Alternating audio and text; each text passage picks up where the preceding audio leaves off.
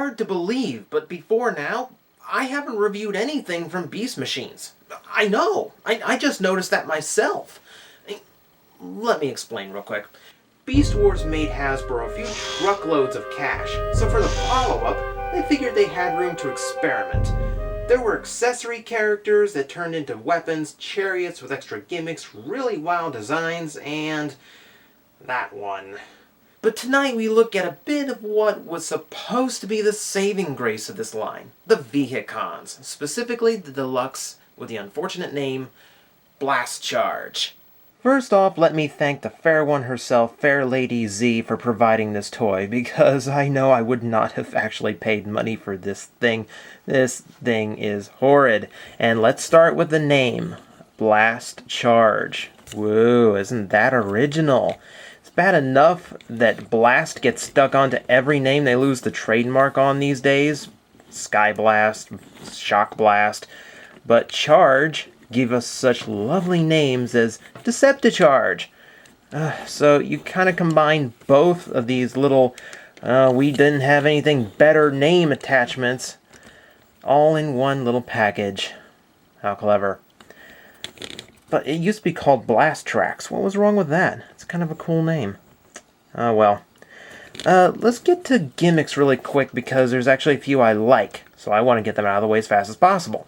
The turret actually does rotate all the way around and it does raise up. Where it fails, unfortunately, is the fact that only the middle missile launches out. The other two are just sitting there. And I absolutely hate when they do that. I mean, what's the point? I mean, store them anywhere else you want. Don't give me fake launchers that don't actually work. And you know what? And normally I could get by. But you know what? This time it annoys me particularly. Because they sprung-loaded this little gimmick too. How horrible is this? I mean, this saved us all the effort of, I don't know, pulling. Thank you very much, Hasbro. And it's not even that cool of a gimmick. It's another one of those Beast Machines Vehicon.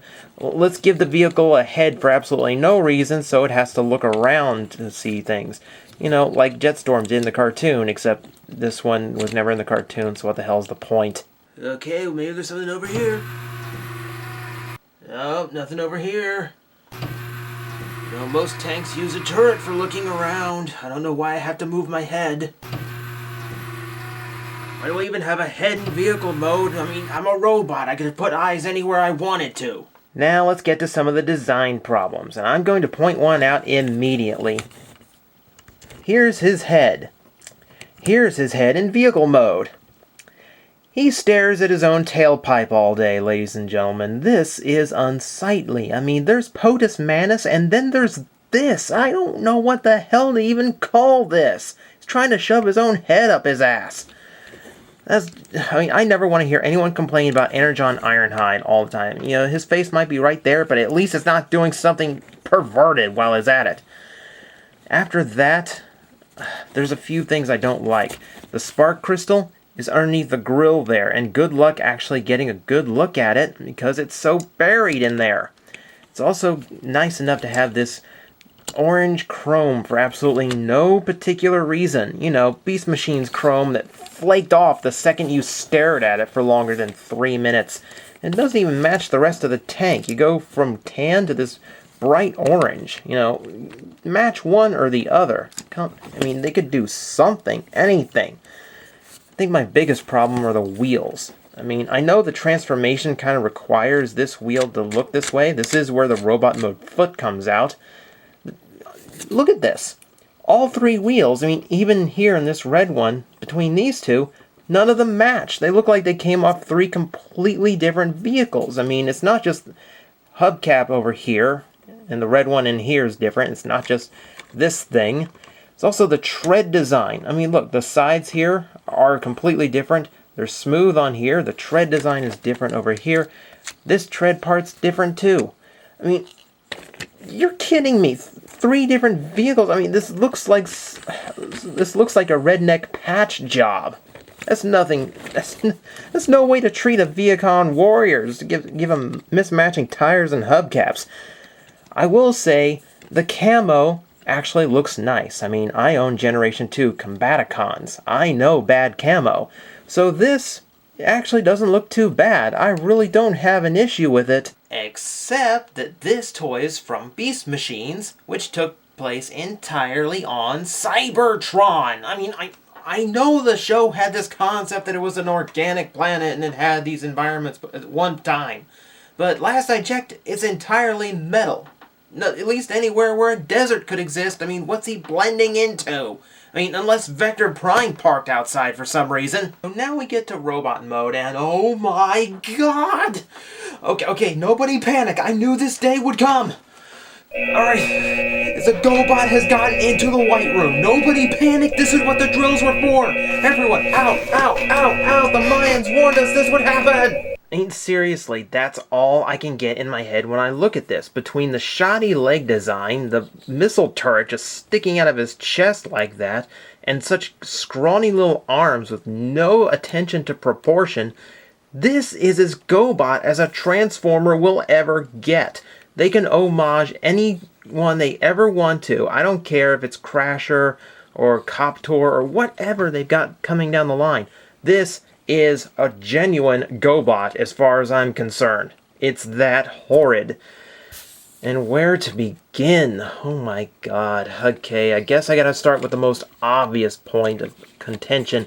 That would be the legs, where it looks like his hips are made out of erectors, and I'm not quite sure exactly what I'm supposed to do with them. I mean, this way it looks like they're sticking straight out, and I can flip them around this way to kind of put them a little bit more underneath him, and that doesn't quite look right because you can see the screws and pins that way. So I've never been sure exactly which direction they're supposed to go. Here's what I do know. The hip articulation is useless, since even if you rotate these things out, you're never going to get him to stand up because he's got moving wheels for feet. There is nothing stopping them on the edge here from just spinning out everywhere. You've got to go really, really wide and balance them on the hubcaps, and even then, it is very unstable. There's no knees, of course, and yeah, without knees, forward hip movement's kind of useless. So, yeah, I don't see anything redeeming on the legs in the least. It just looks horrible having Michelin Man legs. Why? And then, of course, the chest. Which, I mean, it looks stupid enough having the turret just sticking out there. And by the way, no, it cannot fold down. And now, when you fire the missile, you've given him rocket nipples. God, how the hell do you explain rocket nipples? I mean, there's something very wrong going on here. Oh, these? Well, these are just temporary until I can afford the operation. You know, Megatron won't pay for it because he says it's unnatural. Hypocrite. Now, you can take those extra 2 missiles and put them in his hands as little clubs. That's okay, I guess. Then you've just left him with one big uninipple, which in its own way is almost worse. Really, couldn't you think of any place better to store the... You know what, never mind, I'm going way too long on these freaking rocket nipples. Let's talk about some of the other designs that bug me. Well, I could talk about the Tin Man head, which does not look technological in the least. Looks like he's wearing some locomotive on his head. I could talk about these tires doing absolutely nothing over his shoulders. How about I talk about that bright green arrow that's inexplicably pointing to his crotch? I mean, it's the only part on him that has bright green paint. Was it really a smart idea to have it pointing that direction? There are way too many perverted jokes this mold is allowing me to make. I need to wrap this thing up before I get really disgusting. How about the proportions on this thing? I mean, let's look at the arms again in proportion to how heavy his entire chest and torso are. Look how big and clunky his lower legs are. I mean, even compared to these tiny little hips. The proportions on this thing are terrible. I mean, they don't even look like a tough robot. I mean, it's supposed to be a tank. But big ass, big wide belly, and scrawny little arms. I mean, those are horrible proportions. Who would actually pay attention to something with proportions like this? Whoa, no, don't cut back to me for that shot. I mean, okay, I know, I got a gut, okay? I've been told a million times. I saw the Deca driver's comments, I know. I'm working on it. That was a long time ago. I've dropped weight. I'm working. Get the camera off of, that's not the time to cut to me. I swear, I'm getting a new cameraman. Cut back. Thank you. Okay, anyone willing to put in an application as a cameraman, let me know. But, let's see. I think I've covered just about everything that irritates me on this toy. Oh wait. There's one other thing that I just can't figure out. His ankles are springy, so he has a tendency to dance. Yeah, I can't really think of anything better to end this review on. You know, I commend Hasbro when they go outside the norm, but come on! Were they even trying in the least on this one? I mean, his colors make no sense, the vehicle design doesn't work, and the robot, the robot, wow! $5 more or $5 less would have gotten you a better tank in this toy line. There is no excuse to fail this badly in the middle. And this is just the beginning. Just like Armada, Beast Machines is going to be a great feature for this series. I am the Plastic Addict. I stay addicted so you can stay away. Alright, I'm happy with that one. One more episode in the can. People can finally stop complaining about the late episodes. Now all I need to do is... Over here, you think I didn't see you? I saw you the whole time! Buying up your death! Stop waving around!